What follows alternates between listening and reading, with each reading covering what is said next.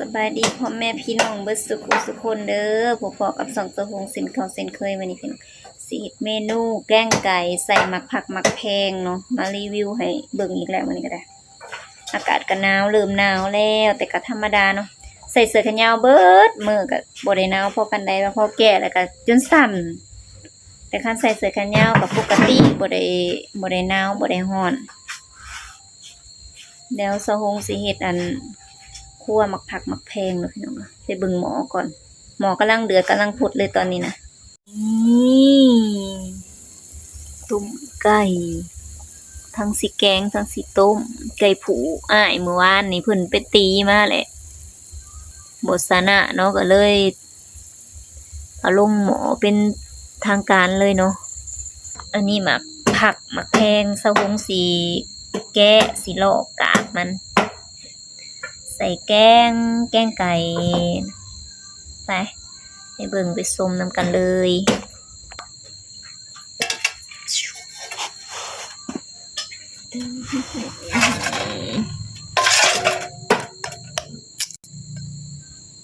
ปกติมันคือมีน้ำบ่อันนี้คือบ่มีน้ำกันเลยวิธีปอกวิธีหลอกหมักผักหมักแพงกับสิประมาณนี้เนาะแต่ว่าใส่ลายกับบ่แซ่บเด้อใส่ลายกันมันบ่แม่นเป็นนัวได้สิแบบใส่ลายแซ่บลายเนาะอันนี้เว้าเผื่อคนที่แบบบ่เคยกินแต่สำหรับสมมุติก็บ่ค่อยมักปานใดดอกกินก็ได้บ่กินก็ได้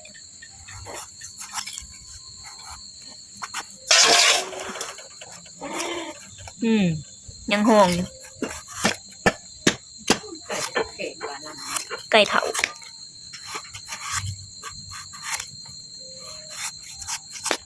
อันนี้เราก็สิซอยใส่พื้นเลยเดี๋ยวก็ค่อยเอาไปล้างน้ำลังสะอาดคือเก่านั่นแหละโอ้ใครแต่มีดกับเขาเนี่ยจวดทางกาพ่นมาใหม่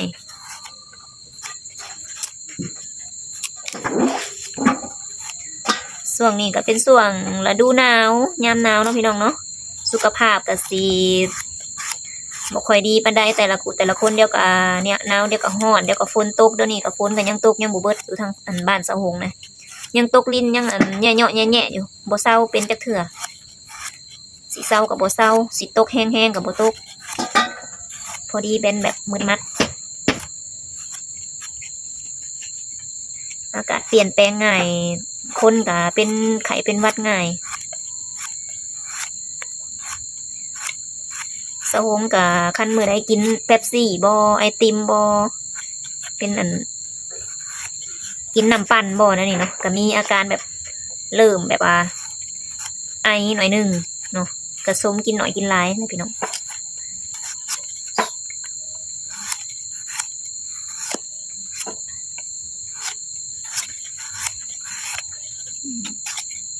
ใส่เบิดนี่บ่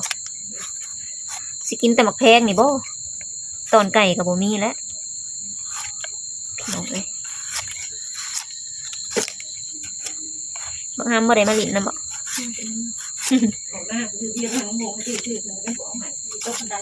ออกน้ำไผ่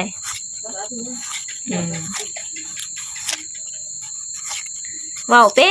ป็น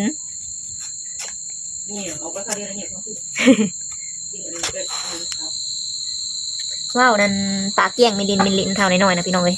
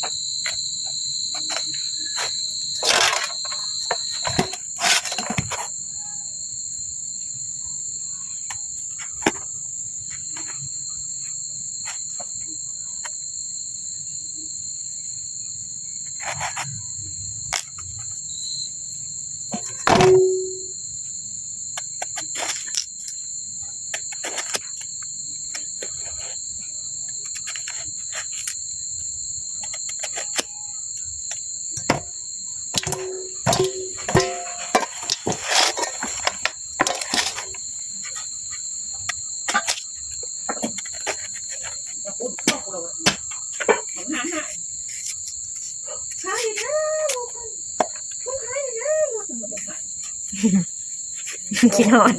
มันคอย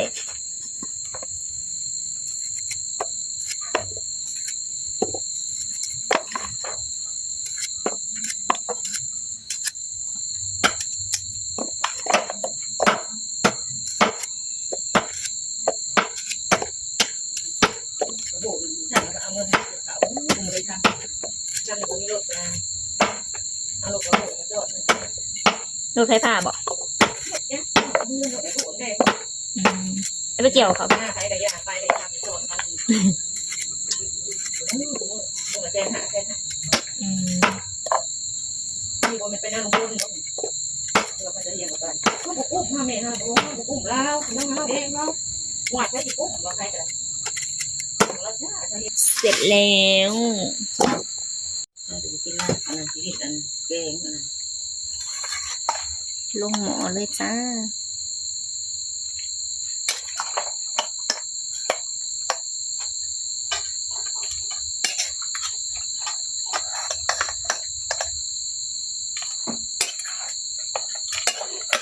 กินนี่หรอกไปนาแม่โมสองมือยังบ่แล้วเลยบ่น่าแล้วนะผมโตก่อนจะเที่ยวคือจังหวะอันเอารถไปดูดบ่แม่นสองงานไปดูดอยู่กันเลยจูบ่ไปดูเขาทองแกนี่ลงสะอาดไว้จะต้องเกลือใส่หน่อยนึงต้มไก่เด้อพี่น้องหน้าข่อยนะก็ได้มาเกี่ยวข้าวซอยต้มไก่สุกิน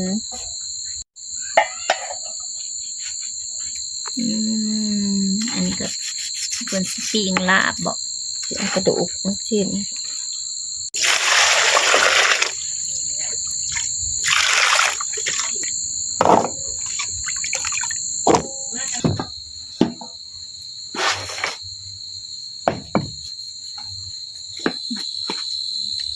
ตำข้าวเบื่อนะคะ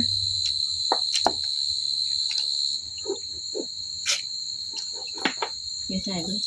เพราะลายเขาด้วย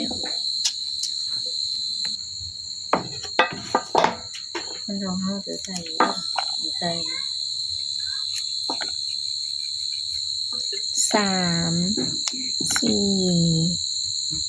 5 6เดี๋ยวใส่ไม่หมักเลยเอาไปตำมักถั่วมักซุป7ใส่8มากเอาออกเผ็ดแดงมาใส่ตำมันโบเผ็ดหรอกเพราะว่าน้ำจนเต็มหม้อแกงนะ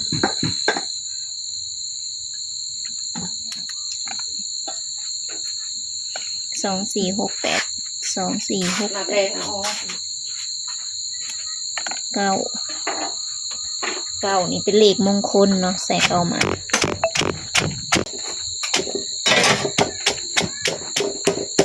เสียงเพิ่นนะแจวพี่น้องตอนนี้ก็อยู่ในช่วงเก็บพักอีตู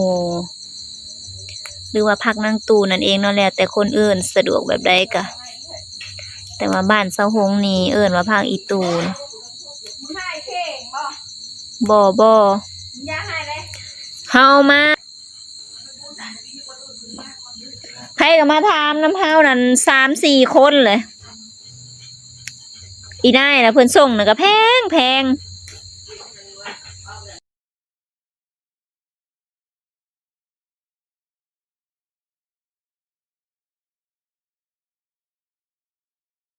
มาเบิ่งเด้อเงินนี่เงิน100 ล้านพันล้านเพียงปลา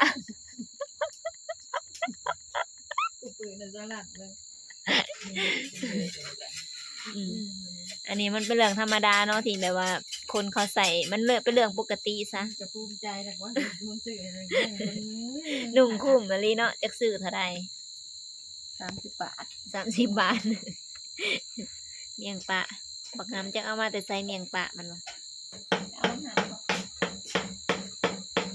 ผักหอมมันเด้อ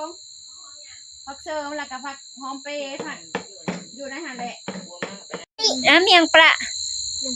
ทูปลาลุงเนี่ย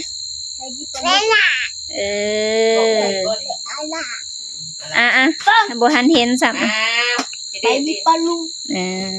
อันเอากระซามาปิด เป็นหลัง เอาเมียงปลา เป็นหลัง แม่นอยู่บ่เมียงปลาแปลว่าแซ่บเมียงปลา หามไปเอากระซา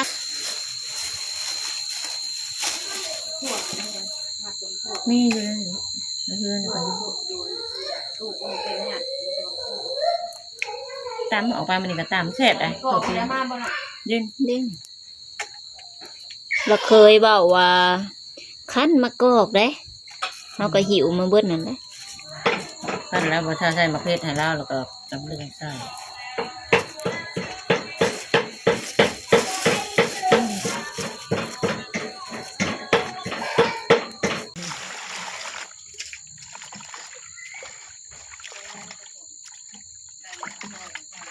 หนูใหญ่ เด้เว้ย ผงนัวเพิ่นได้ มันส่งมันก็ส่ง ว่าใส่น้ำก่อน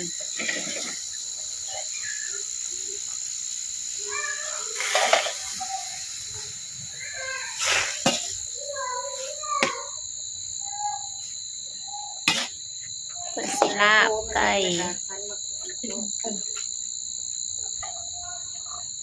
อ้วนบ่ได้อายุได้อันนี้ก็บ่เอาน้ำมาซื้อเขาพูดได้เลยอันนี้มันสิได้เก็บน้ำต้มนี่นะมันดื้อนี่ก็ต้องคือล้างได้ล้างอีก ขัวสุกแล้วเด้อไก่เพิ่นสิเฮ็ดหยังก็ลาบไก่ นี่ก็เป็นพัก ถ้ามันกรองอ่ะ เอามากอกล่างให้แล้ว นี่จ้ะ ถูกนี่อันนี้ใส่มะกอกเนาะลาบไก่ใส่มะกอก อยู่หน้าอันนั้นไม่เท่าองค์บ่ได้พอแล้วเนาะนี่ใส่ เสื้อคนน้ำหายนะ ตอนนี้ก็สิเอามักถั่วลงแล้ ล ว งยี่ห้อ ยังบ่ยังเนาะสารยัง สายเลือ พี่ ด น้อ คือเก่าคน งแล้วแหละเด้อปุ่นนะอันนี้ก็สิใส่หอมเนาะใส่หอมลงไป อันนี้คือน้อยแท้ ชาวกูอันบางเนื้อมาชาวกูครับ อันนี้บ่ใส่บ่หอมเปรย์นี่ อันนี้หอมเปย์ออกพอแล้วหอมเปย์นะบ่เบื่อกับบ่แกง ต้มไว้หั่นแล้ว กินตัวนี้ก่อน ให้มาเผ็ดขวนะเอาลงกินบ่อยู่ได้เรียกนะกินอ่าน ผงนั ได้ ว แล้ว แซมเผ็ด ต้องย่างกูเอาแต่หน้าแมงเปราะแมงเปะ ยืมโปรอันนี้ข้าวคั่วเนาะข้าวคั่วคือเปื่อนแต่ว่า สบายดีอยู่โอ้ค่ะเออไกลมาในวงอย่างนี้ลูกเดียว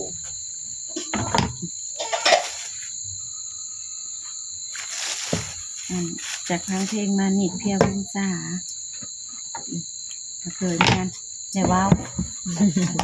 มานิดเพียบุญษาคน พิมพ์นะ ว้าวเอา นั่นแล้ แล้ว วเขาเราว่านี่เนี่ยข้าวกระว่าวน้ำเลยมันบ่ได้ซื้อแล้วนี่ประเดี๋ยวแม่นนะน้ำปลากระบุ ซีมมันก่อน ประเดี๋ยวกระส้มเอาอ่ะ แซ่บเดี๋ยวบ่แม่นเอา ไม่กล้าแล้ว ใส่ผักแล้วพี่น้องเนาะ แล้วมึงเบิ้งเลยไหนชีก็ได้จะนี่ ติดมาซะ ถ้าพูดว่ามันแค่การมันจะผักนั้นมันดึกกระโตกวิ่งบุกเบิ้งได้แซ่บ สำหรับคลิป แล้วแม่นนะบักลุยนั่นกันแม่นประเดี๋ยวมัน ลาบบ่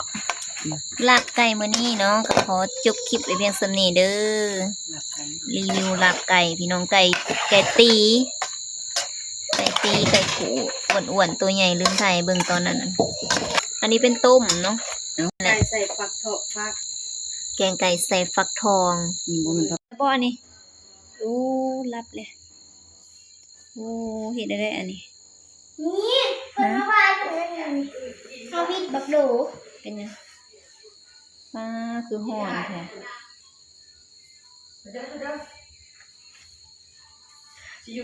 ดูเด้อเกิบเด้อ ขออย่าน้องสิลงพอ ให้เราลงก่อน